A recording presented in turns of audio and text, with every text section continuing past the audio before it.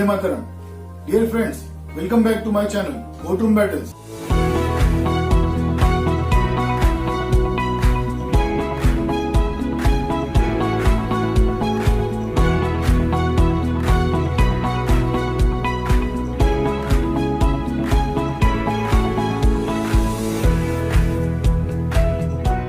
Dear friends, Mr. Bhushan was convicted of criminal contempt of court by the Honorable Supreme Court of India when he has severely criticized through his 2 tweets on the functioning of the Honorable Supreme Court of India. Now this is an historic judgment. Many of the jurists believe that this judgment is a balancing act wherein Mr. Bhushan is on way convicted and found guilty of the contempt, but on another part he has been only punished with ₹1 rupee as a fine. As a token of punishment, ₹1 was imposed as a fine on Mr. Bhushan, which is required to be paid before 15th of September 2020. When the judgment was delivered today on 31st of August 2020 by Honorable Justice Arun Mishra, Honorable Justice Bhushan Gavai and Honorable Justice Krishna Murari, it is clearly stated in the judgment itself that we have taken a sane advice from the Attorney General of India and a nominal punishment is imposed on Mr. Prashant Bhushan. But at the same time, the Honorable Supreme Court has stated, in the event if Mr. Bhushan fails to make the payment of ₹1 before 15th of September 2020, then he will be subjected to rigorous imprisonment of 3 months and he will be also barred from practicing in any court for 3 months. Now dear friends, this punishment under Contempt of Courts Act 1971 is very well within the jurisdiction of the Honorable Supreme Court. The suo motu contempt petition was initiated by the Honorable Supreme Court against Mr. Bhushan of his tweets by which he has criticized the Supreme Court. Let us see what were those 2 tweets. Please continue watching Courtroom Battles.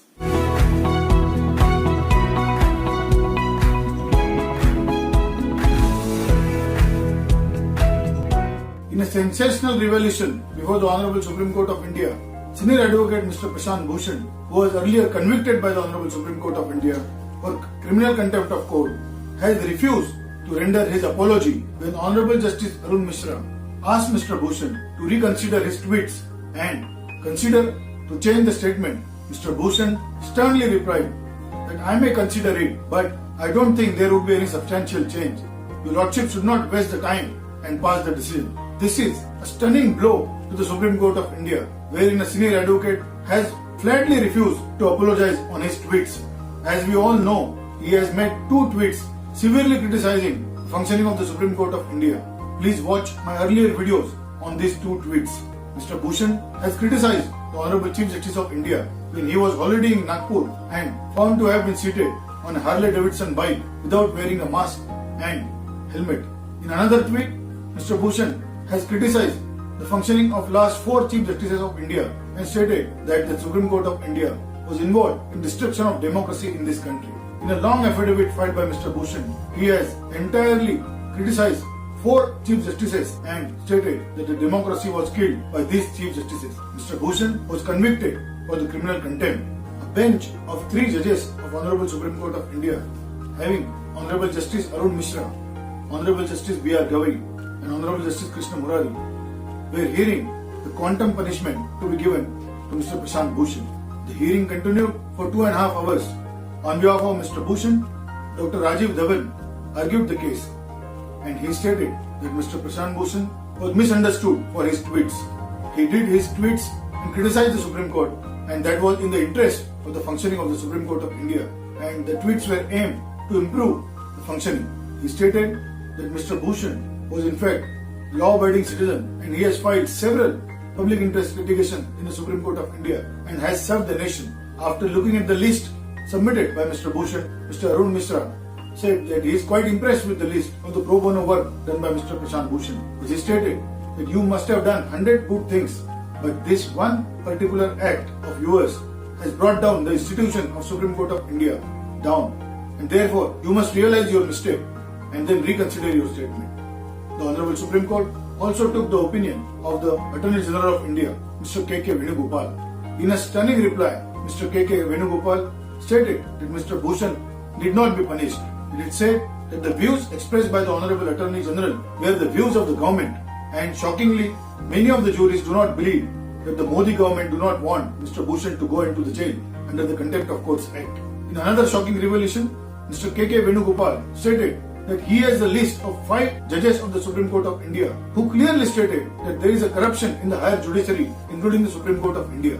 When he started arguing further, Justice Mishra stopped him, interrupted him and stated that Mr. Attorney General, we are not into the merits of the case, and he was prevented from making further submissions. Now dear friends, here is a question before the entire country, that when many of the jurists and the judges of the Supreme Court of India themselves have stated and admitted that there is a corruption in the Supreme Court of India, can the 2 tweets criticizing the functioning of the Supreme Court of India invoke the criminal contempt case, and can Mr. Prashant Bhushan be punished and put to jail for these 2 tweets?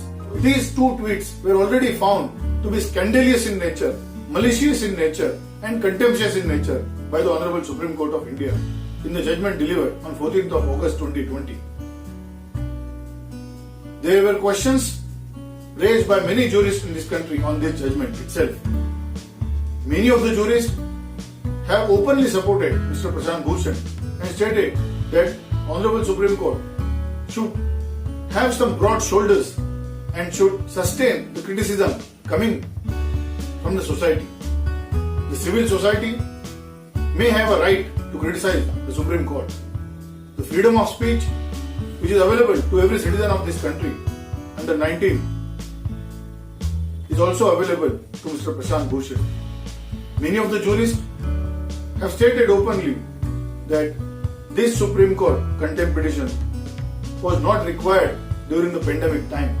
The former Chief Justice of India, Mr. R.M. Lodha, has openly stated that where was the need to Honorable Supreme Court to get this contempt petition so urgently in the pandemic time. Senior Advocate Mr. Sanjay Hegde has stated that if these 2 tweets can bring down the authority of the Supreme Court of India, then we believe that our Supreme Court is very weak. It is not so strong. The fundamental right available to every citizen of this country should also be respected. You all know that there is a reasonable restriction under Article 19 bracket 2 of the Constitution of India on all fundamental rights. But at the same time, can the Supreme Court stretch this fundamental right and continue to allow citizens to have severe criticism? That was a big question. While closing the chapter today, the Honorable Supreme Court has held that although there is a fundamental right of a citizen to freedom of speech and criticize the Supreme Court of India, that criticism should not be stretched so as to bring down the authority of the court. The criticism should be fair. It should also not be scandalous in nature or malicious in nature. An opportunity was granted to Mr. Bhushan to apologize, but he has not apologized, and he has stated in his long affidavit of 132 pages that whatever he has stated is the fact of the matter and he will not budge to his conscience. He also stated in additional statement when he gave to the Honorable Supreme Court that it would be the contempt of his conscience if he render his apology for these 2 tweets before the Honorable Supreme Court of India. He believes that there has to be a freedom of speech for every citizen of this country, and there should be a criticism of the Supreme Court. In the event, if the Supreme Court is not criticized, the mirror will not be shown to the judges when they are committing the mistakes. Many jurists believe that this is a landmark case in which a clear message has been granted and delivered that you may be anybody, but you are not above the law, and the law will take its own course and you will be punished. Dear friends, ₹1 as a fine is not a big amount, it's not a big deal, but it is a message that Mr. Bhushan, you have criticized us and your tweets were scandalous in nature, therefore you deserve punishment. Many jurists believe that this punishment was in fact well within the jurisdiction of the Honorable Supreme Court of India, while punishing a contemner under Contempt of Courts Act 1971. Today, the country was divided. Many jurists and many lawyers were openly supporting Mr. Prashant Bhushan. Upon an inquiry, the Attorney General of India, Mr. K.K. Venugopal, has openly stated in courtroom that Mr. Bhushan should not be punished at all.